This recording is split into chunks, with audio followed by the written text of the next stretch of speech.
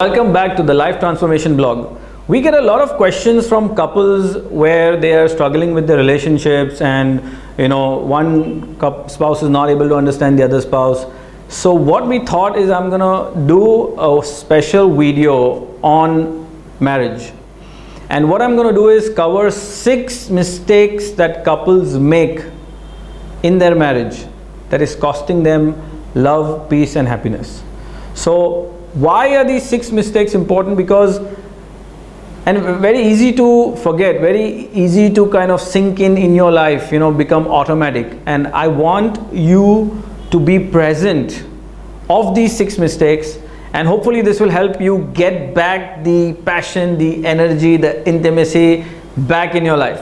So let's start with mistake number 1 that couples make with each other is expecting your spouse should understand you.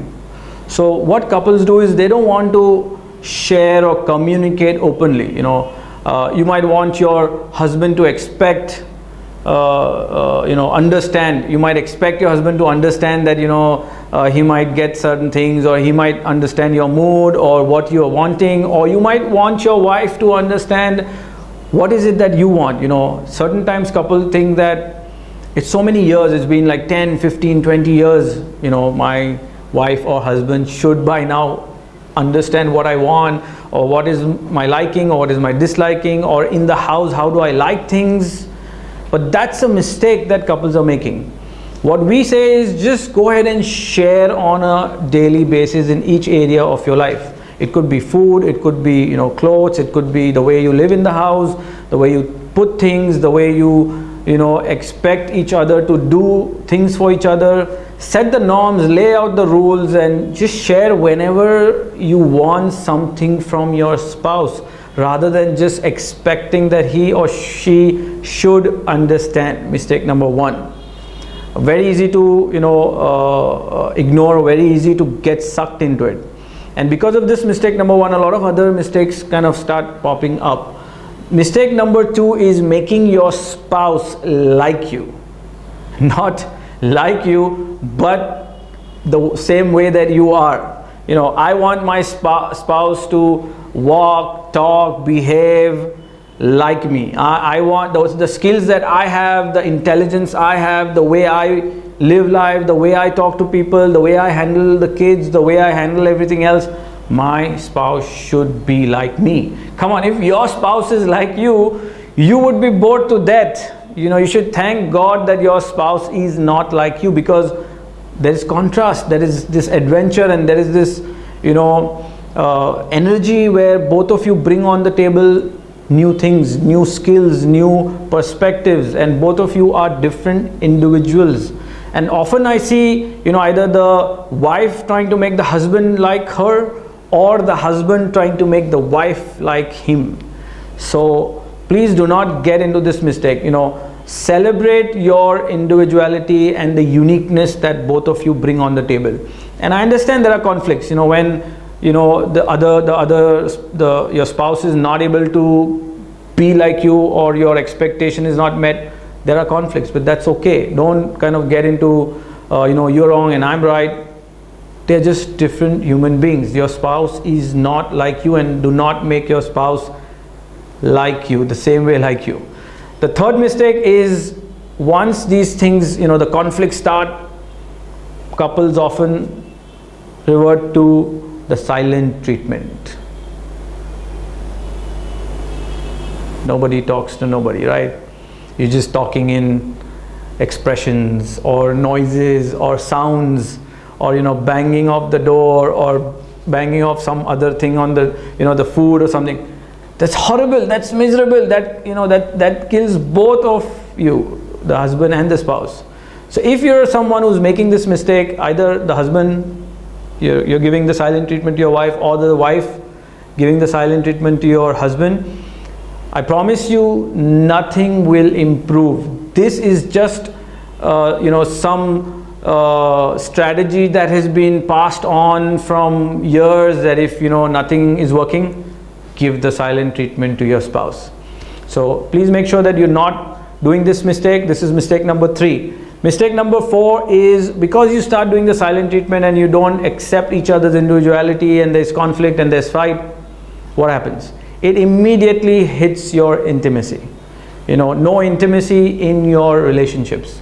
And some couples don't even care. It's like been weeks, it's been months and maybe more than a year you've not been intimate.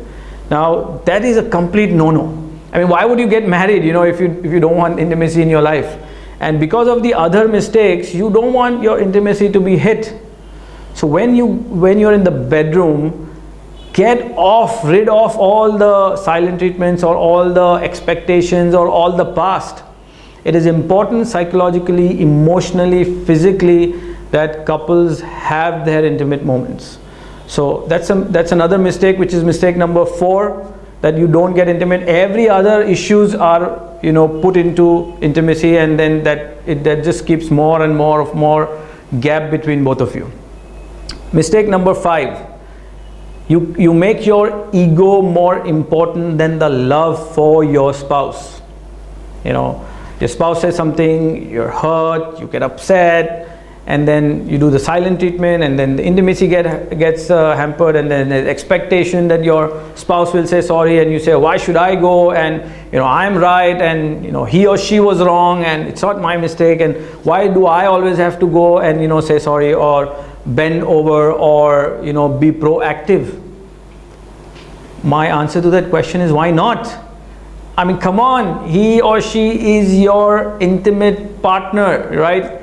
There is no ego, there is nothing hidden between both of you. Why get ego? And the foundation of a marriage is love.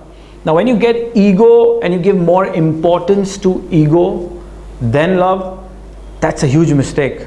So no matter what, even if you have to be wrong, even if you have to make your spouse right, and if that means that it's hurting your ego, just let it go. Love is more important than ego. Just let that ego be down. And especially with relationships, there are 3 relationships which I always say your ego should not come in between. The first one is with your parents, the second one is with your spouse, and the third is with your children. I mean, they are your blood, right? They are your life. No ego with your spouse. That's mistake number 5.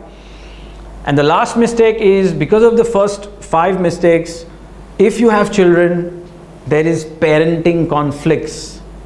So as long as you don't have kids, life is completely different, right? And the moment your first child comes, the relationship between couples really change. So you have to make sure that is not making you in conflict with your spouse.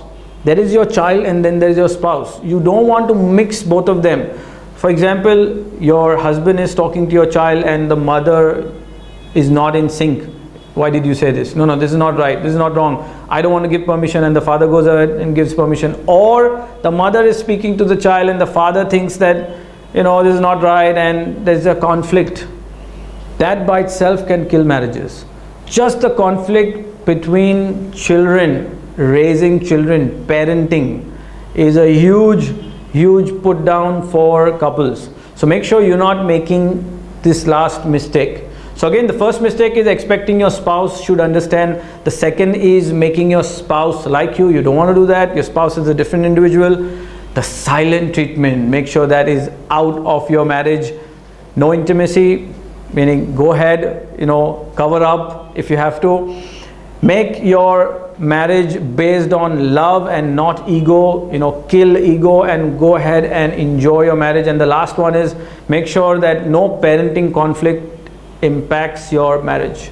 I hope you enjoyed this video. If you like it, give me a thumbs up, share it with your friends, subscribe to our channel, and let me know if you have any question. Post it in the comment below. Till then, stay alive, stay fearless, have a wonderful marriage, and keep loving each other unconditionally. Till I see you in the next video. Thank you for watching.